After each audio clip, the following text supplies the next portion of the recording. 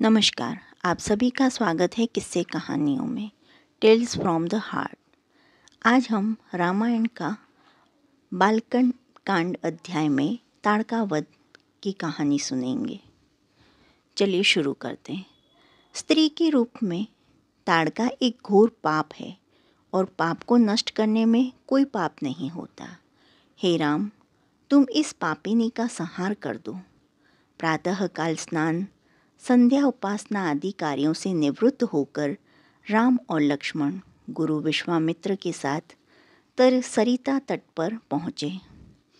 एक वनवासी मुनि ने विश्वामित्र के साथ 2 सुकुमार बालकों को देखा तथा उनका परिचय प्राप्त कर वे एक छोटी सी सुंदर नौका ले आए और विश्वामित्र से बोले, हे मुनिराज, आप इन राजकुमारों के साथ इस नौका पर बैठकर सरिता पार कर लीजिए। विश्वामित्र जी ने उस मुनि को धन्यवाद दिया और राम तथा लक्ष्मण के साथ नौका पर सवार हो गए।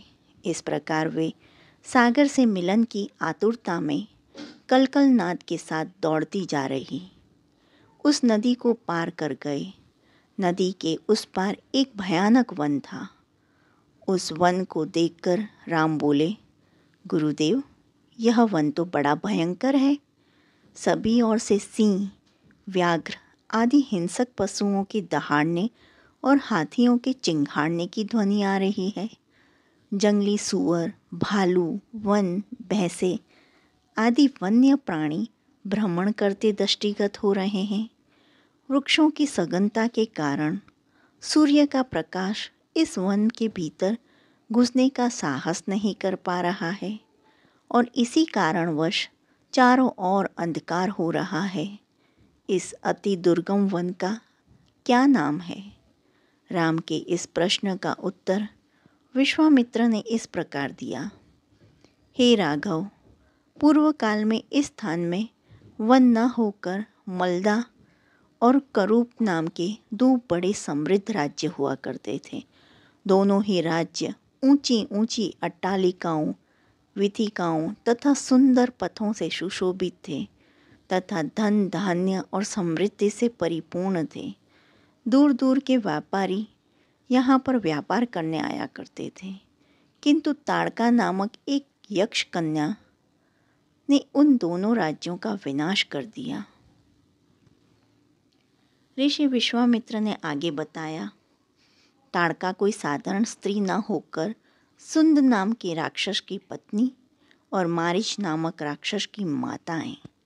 उसके शरीर में 1000 हाथियों के बराबर बल है और वह अत्यंत पराक्रमी और शक्तिशाली है। इस प्रदेश को नष्ट करने के पश्चात ताड़का ने अपने पुत्र मारीच के साथ मिलकर यहाँ के समस्त निवासियों को मारकर खा डाला। अब उनके भय से यहाँ 2-2 कोस दूर तक किसी मनुष्य की परछाई भी नहीं दिखाई देती। भूलवश यदि कोई यहाँ आ भी जाए तो जीवित नहीं लौट पाता। उसी ताड़का का संहार करने के लिए ही मैं तुम्हें यहाँ लाया हूँ।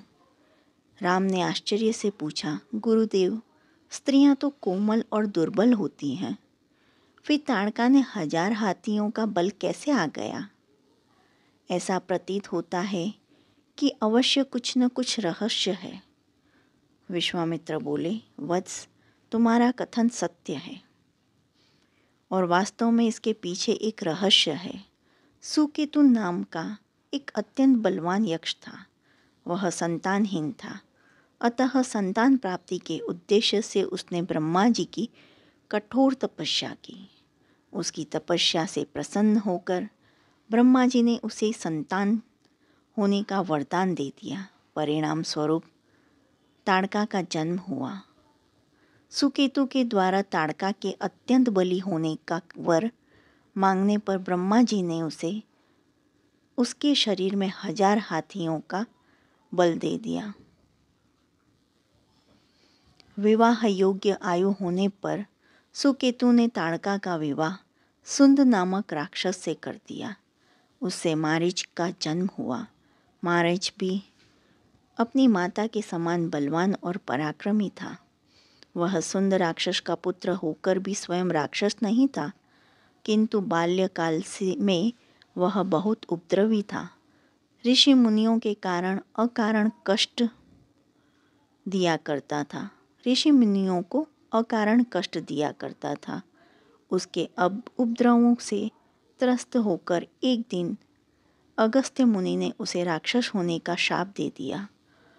अपने पुत्र की राक्षस गति प्राप्त हो जाने से सुंद अत्यंत क्रोधित हो गया और अगस्त्य ऋषि को मारने दौड़ा। इस पर अगस्त्य ऋषि ने शाप देकर सुंद को तत्काल भस्म कर दिया। अपने पति की मृत्यु का बदला लेने के लिए ताड़का भी अगस्त्य ऋषि पर झपटी। इस पर अगस्त्य ऋषि ने शाप देकर ताड़का के सौंदर्य को नष्ट कर दिया और वह अत्यंत कुरूप हो गई। अपनी कुरूपता को देखकर और अपनी पति की मृत्यु का बदला लेने के लिए ताड़का ने अगस्त्य मुनि के आश्रम को नष्ट करने का संकल्प किया है। अतः हे राम, मैं तुम्हें आज्ञा देता हूँ कि तुम ताड़का का वध करो।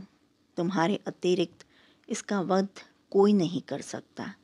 अपने मन से यह विचार निकाल दो कि यह स्त्री है और स्त्री का वध मैं कैसे करूं। स्त्री के रूप में यह एक घोर पाप है और पाप को नष्ट करने में कोई पाप नहीं होता। समस्त संशय को त्याग कर मेरी आज्ञा से तुम इस पापिनी का संहार कर दो। राम ने कहा, गुरुदेव, आपकी आज्ञा मुझे शिरोधार्य है। समस्त मानवों के कल्याण के लिए मैं अवश्य ही ताड़का का वध करूँगा। इतना कहकर राम ने अपने धनुष पर बाण रखकर उसकी प्रत्यंचा को कान तक खींचकर भयंकर टंकार किया।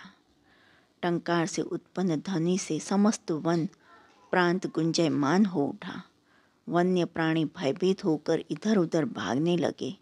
इस प्रकार अप्रत्याशित खलबली मची देखकर ताड़का क्रोध से भर उठी।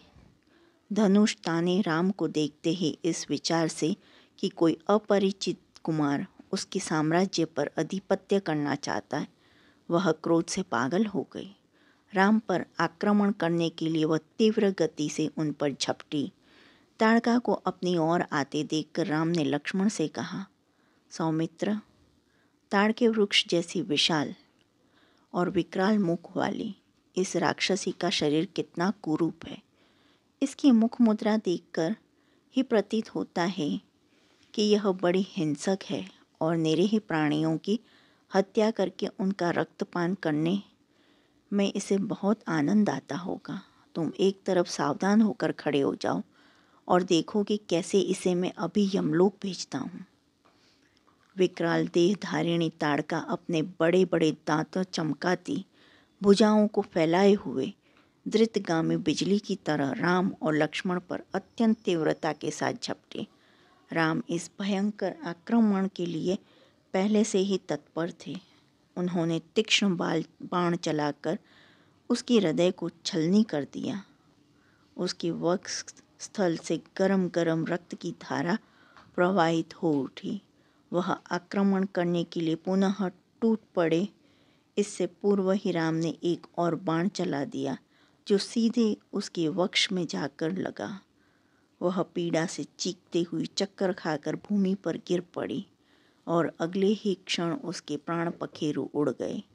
राम के इस रण कौशल और ताड़का की मृत्यु से ऋषि विश्वामित्र अत्यंत प्रसन्न हुए। उनके मुख से रामचंद्र के लिए आशीर्वचन निकलने लगे। गुरु की आज्ञा से वहीं पर सभी ने रात्रि व्यतीत किया। प्रातःकाल उन्होंने देखा कि ताड़का के आतंक से मुक्ति पा जाने के कारण उस वन की भयंकरता और विकरालता समाप्त हो चुकी है।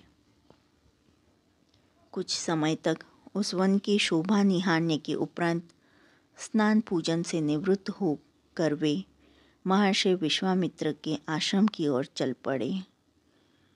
जो आपको ताड़का वध की ये कहानी पसंद आई हो तो please like, share and subscribe करें। कमेंट में जय श्री राम लिखें।